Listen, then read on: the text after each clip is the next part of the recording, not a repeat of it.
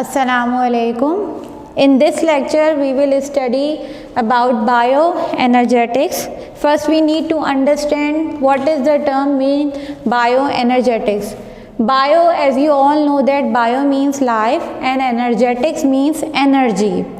Energy को अगर हम डिफ़ाइन करना चाहें तो कैसे करेंगे? Energy is the ability to do work.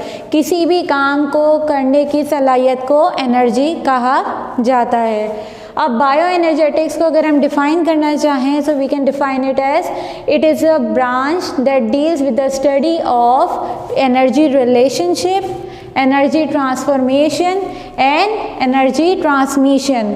यानी कि एनर्जी का क्या रिलेशनशिप है लिविंग या नॉन लिविंग से, या किस तरीके से एक फॉर्म ऑफ एनर्जी दूसरी फॉर्म ऑफ एनर्जी में चेंज हो रही है, या कैसे एक फॉर्म ऑफ एनर्जी किसी और में ट्रांसमिट होती है. ये तमाम चीज़ें हम किस में पढ़ते हैं? बायो एनर्जेटिक्स में.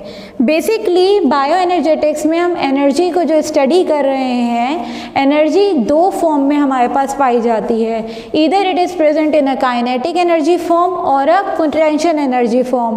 काइनेटिक एनर्जी किस एनर्जी को कहा जाता है? वो एनर्जी जो कि किसी भी बॉडी की हरकत की वजह से वजूद में आए. Means the energy that is produced due to the virtue of motion is called as kinetic energy.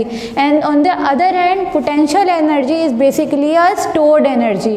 So there are two forms of energies that are transformed, that can be transformed in each other.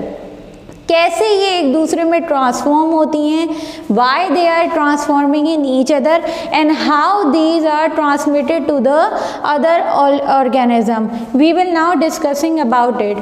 So energy की need हमें क्यों होती है? काम करने के लिए. जैसे अगर आप ऑटोमोबाइल्स देखें, जितनी व्हीकल्स आपको चलती हुई नज़र आती हैं, गाड़ी हो गई, बाइक हो गई, ट्रक हो गए, तमाम चीज़ें दे रिक्वायर फ्यूल ताकि ये चल सकें. इसी तरीके से लिविंग क्रिएचर भी, जो लिविंग ऑर्गेनिज्म होते हैं, they also need certain kind of fuel. और ये फ्यूल क्या है? Energy. They need energy to perform different processes. Different processes से मुराद यानी कि डिफरेंट काम करने के लिए दे रिक्वायर एनर्जी. अब क्वेश्चन क्या है हमारे पास कि ये एनर्जी आती कहाँ से है और किस फॉर्म में हमारे अंदर आती है? तो बेसिकली ये एनर्जी कहाँ से आ रही है? सन से. अगर हम दुनिया में देखें तो the only source of energy is the sunlight. ये सनलाइट है जो हमें एनर्जी प्रोवाइड करती है. और कैसे हम तक ये पहुँचती है? There is a certain cycle for that. सबसे पहले अगर हम बात करें तो ये सनलाइट जो एनर्जी की फॉर्म हमें दे रही है, that is a heat energy. सूरज से आने वाली energy in the form of heat हमारे पास आती है. और ये हीट एनर्जी दो जगह जाती है. Either it is utilized by the plants और either it is absorbed and stored as a in the living non living creatures.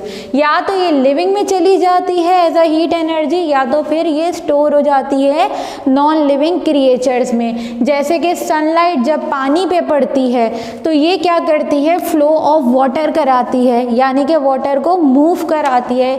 यानी कि यहाँ प्रोड्यूस होती है kinetic energy. Heat energy convert हो जाती है काइनेटिक एनर्जी में.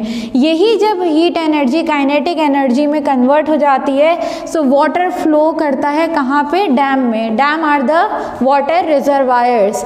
यहाँ से वाटर फ्लो करता है टरबाइंस में जहाँ पे इलेक्ट्रिसिटी जनरेट होती है. और ये जो काइनेटिक एनर्जी होती है ये एज अ मैकेनिकल एनर्जी हमारे पास स्टोर्ड हो जाती है, जो कि बल्ब्स में, एलईडीज़ में इस्तेमाल की जाती है एज अ स्टोर्ड एनर्जी. ये तो था एक नॉन लिविंग साइकिल कि नॉन लिविंग थिंग्स में इलेक्ट्रिसिटी कैसे, एनर्जी कैसे फ्लो कर रही है. इसी तरीके से लिविंग क्रिएचर में भी एनर्जी फ्लो करती है. कैसे? सनलाइट से आने वाली energy in the form of heat सबसे पहले एब्जॉर्ब करते हैं ग्रीन प्लांट्स. ग्रीन प्लांट्स के अंदर दो मेजर प्रोसेसेस होते हैं जिन्हें हम कहते हैं photosynthesis and secondly the respiration. जो फोटोसिंथेसिस होता है इसमें जो ग्रीन प्लांट्स हैं ये जो एनर्जी को यूज़ कर रहे हैं ये कन्वर्ट कर देते हैं इस एनर्जी को केमिकल एनर्जी में। अब पौधे के अंदर जो केमिकल एनर्जी प्रोड्यूस हुई होती है ये कौन कंज्यूम करेगा? वो ऑर्गेनिज्म जो इन प्लांट्स को खाते हैं। यानी कि जो हीट एनर्जी थी पौधे में केमिकल एनर्जी की फॉर्म में सेव हुई, अब वो किस में ट्रांसमिट होगी? उन ऑर्गेनिज्म में जो इनको खाएंगे। मींस के हर्बीवोर जो कि घास फूस खाते हैं, जो प्लांट्स पे रिलाई करते हैं। तो यानी कि सबसे पहले ट्रांसफ़र किस में हो गई? हीट एनर्जी सन से प्लांट्स में। Now in the form of chemical energy ये किस में चली गई? एज अ फूड किस में चली गई? हर्बीवोर्स में चली गई। अब हर्बीवोर्स पे कौन रिलाई कर रहा होता है? हर्बीवोर्स पे रिलाई करते हैं गोश्तखोर ऑर्गेनिज्म जिन्हें हम कार्निवोर्स कहते हैं। They eat these organism and now the chemical energy as a food energy is transferred into the carnivores. Now these carnivores when they die, दुनिया का उसूल है हर ऑर्गेनिज्म को ख़त्म हो जाना है, तो एक बार में जब ये ख़त्म हो जाते हैं तो कहाँ चले जाते हैं? ज़मीन में वापस चले जाते हैं और ज़मीन में ये एनर्जी स्टोर हो जाती है। अगर बहुत अरसे तक रहे तो एज अ फ्यूल भी हमारे पास ये एनर्जी स्टोर रह सकती है। इस तरीके से हमारे पास एक एनर्जी का साइकिल फ्लो होता है। अब चीज़ ये आती है कि हमारे पास ये तो साइकिल हो रहा है, अब ये एनर्जी हमारे अंदर किस तरह से स्टोर हो रही है? तो बेसिकली जब हम अपने अंदर बात करते हैं तो हमारे अंदर एक एनर्जी की करेंसी मौजूद है जिसे हम कहते हैं एटीपी। आप इसकी मिसाल ले लीजिए, आपके घर में मौजूद होते हैं बैटरीज सेल, या फिर आपके जो मोबाइल मौजूद हैं इनके अंदर मौजूद होती है बैटरीज। आप क्या करते हैं? इन्हें चार्ज करते हैं और जब आपके साथ पास इलेक्ट्रिसिटी मौजूद ना हो आप इसे यूज़ करते हैं। बिल्कुल इसी तरीके से हमारे पास भी ऐसी ही एक स्टोरेज मौजूद है जिसे हम एटीपी कहते हैं।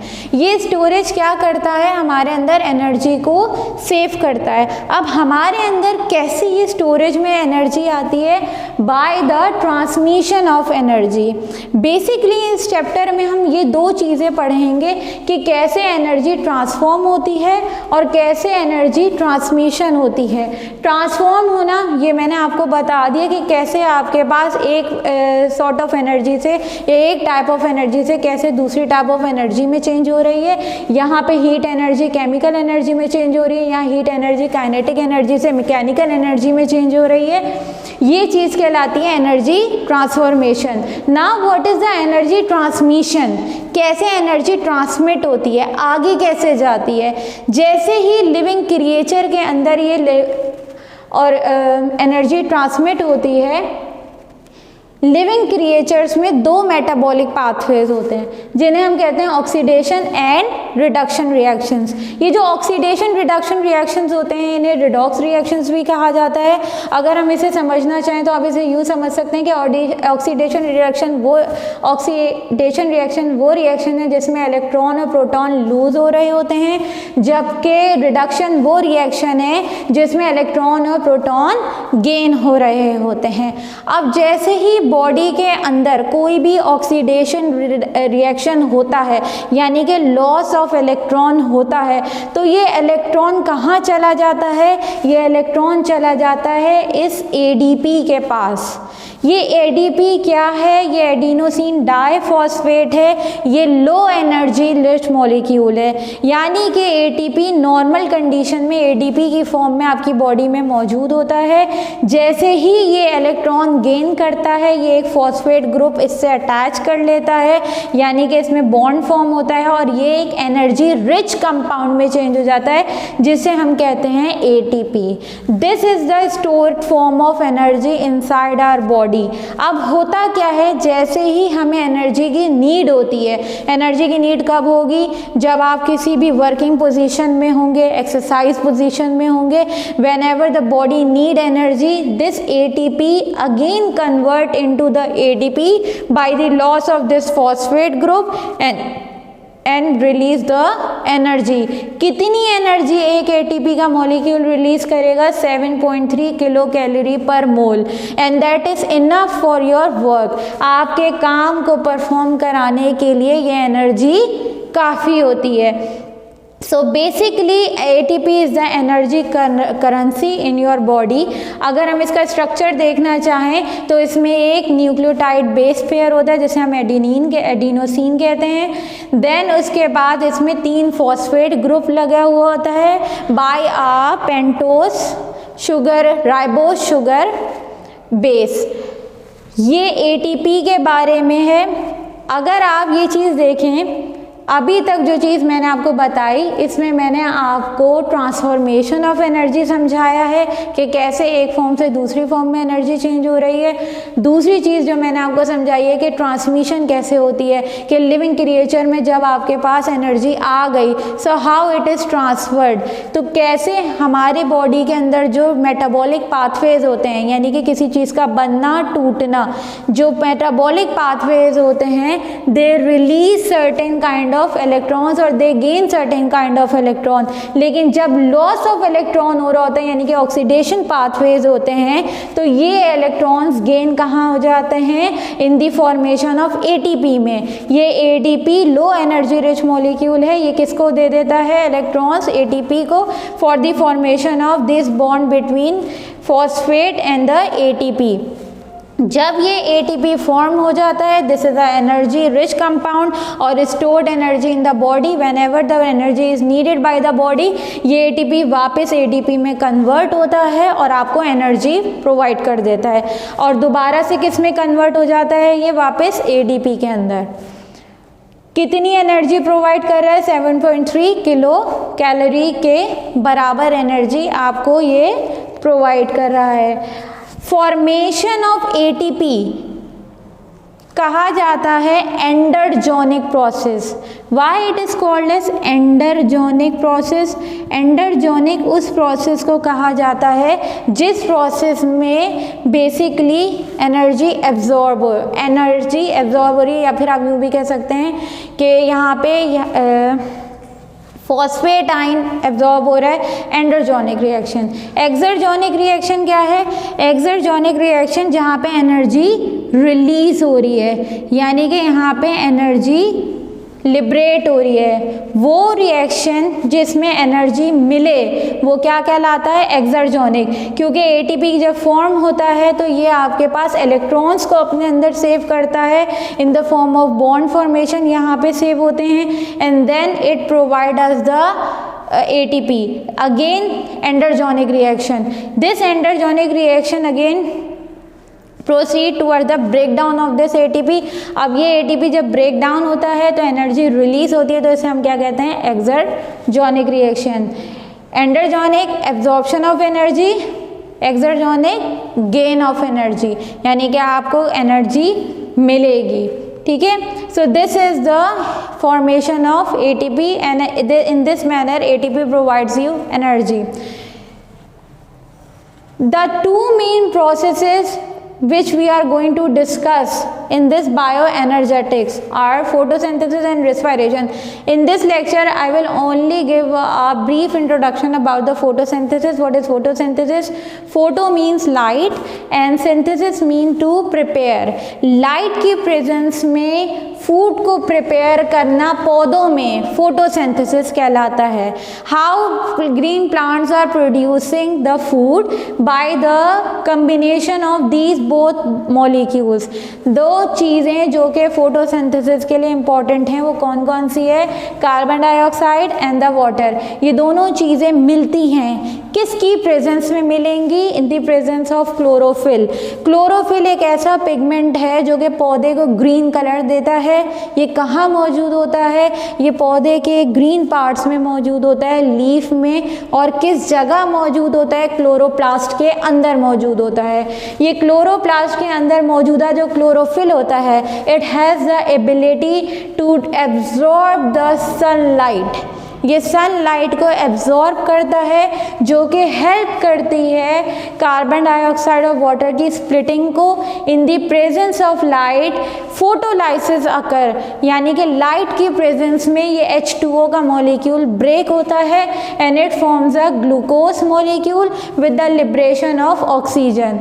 ऑक्सीजन लिबरेट हो जाती है। ऑक्सीजन फोटोसिंथेसिस में as a by product liberate होती है।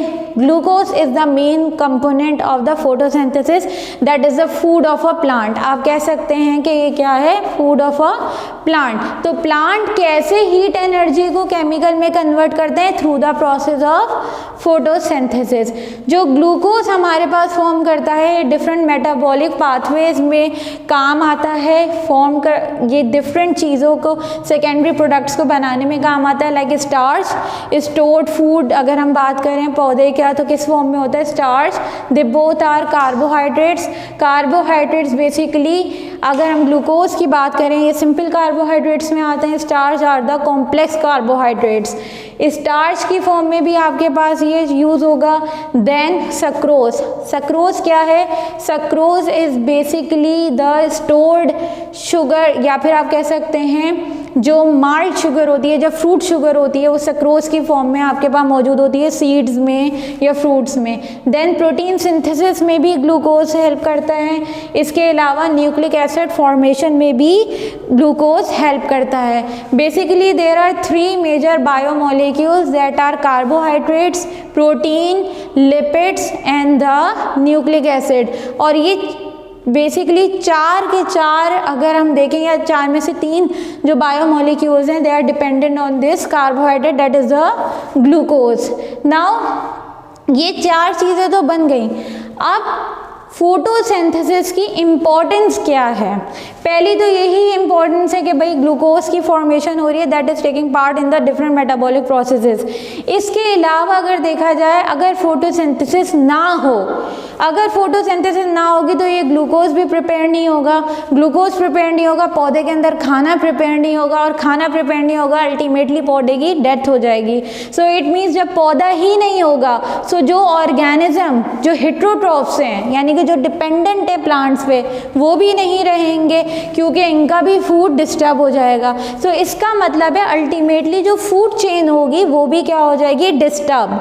तो प्लांट्स जो कि फोटोट्रॉफ्स हैं, जिनके ऊपर हेट्रोट्रॉफ्स डिपेंड कर रहे हैं, तो basically ultimately with the death of the plants ये भी क्या हो जाएंगे, ख़त्म हो जाएंगे। सो इट मीन्स कि फोटोसिंथेसिस बहुत नेसेसरी है प्लांट्स के लिए, ताकि हमारे पास जो फूड चेन है वो रेगुलेट रहे। सेकेंडली, फोटोसिंथेसिस एक ऐसा प्रोसेस है जिसमें हमारे पास कंटिन्यूसली ऑक्सीजन इन्वायरमेंट में लिबरेट होती रहती है। फोटोसिंथेसिस का and product, by product he oxygen है। जितनी ज़्यादा फोटोसिंथेसिस होगी पौधों में, उतनी ज़्यादा ऑक्सीजन भी लिबरेट होगी। थर्डली, फोटोसिंथेसिस एक ऐसा अमल है जो कि इन्वायरमेंट में मौजूदा कार्बन डाइऑक्साइड को एब्जॉर्ब करता है। प्लांट बेसिकली एब्जॉर्बन है कार्बन डाइऑक्साइड के because of the process of photosynthesis. Photosynthesis के लिए कार्बन डाइऑक्साइड एब्जॉर्ब करते हैं। बेसिक कार्बन डाइऑक्साइड की एक प्रॉपर्टी है कि कार्बन डाइऑक्साइड कॉज करती है ग्लोबल वार्मिंग। ग्लोबल वार्मिंग कैसे कॉज करती है कि कार्बन डाइऑक्साइड के अंदर एबिलिटी है कि वो सनलाइट को एब्जॉर्ब करती है। अल्टीमेटली जब वो सनलाइट को एब्जॉर्ब करती रहेगी आपकी इन्वायरमेंट में, तो आपकी इन्वायरमेंट गर्म होना शुरू हो जाएगी। नतीजतन क्या होगा, ग्लोबल वार्मिंग बढ़ेगी, यानी कि आपकी जो अर्थ है ये गर्म होना शुरू हो जाएगी। इसीलिए कहा जाता है कि ग्रो मोर प्लांट्स। जितने प्लांट्स आप ग्रो करेंगे उनमें फोटोसिंथेसिस होगा, तो प्लांट्स क्या रिक्वायर करेंगे, कार्बन डाइऑक्साइड, वो इन्वायरमेंट से कार्बन डाइऑक्साइड को एब्जॉर्ब करेंगे। नतीजतन ग्लोबल वार्मिंग भी कम होती जाएगी, क्योंकि कार्बन डाइऑक्साइड यूटिलाइज होती जाएगी for the formation of glucose with the liberation of oxygen. So these are the 3 major importance or advantages of photosynthesis. This is all for this lecture. In our next lecture we will be discussing about the 2 phases that occurs in the photosynthesis, and then we will start the topic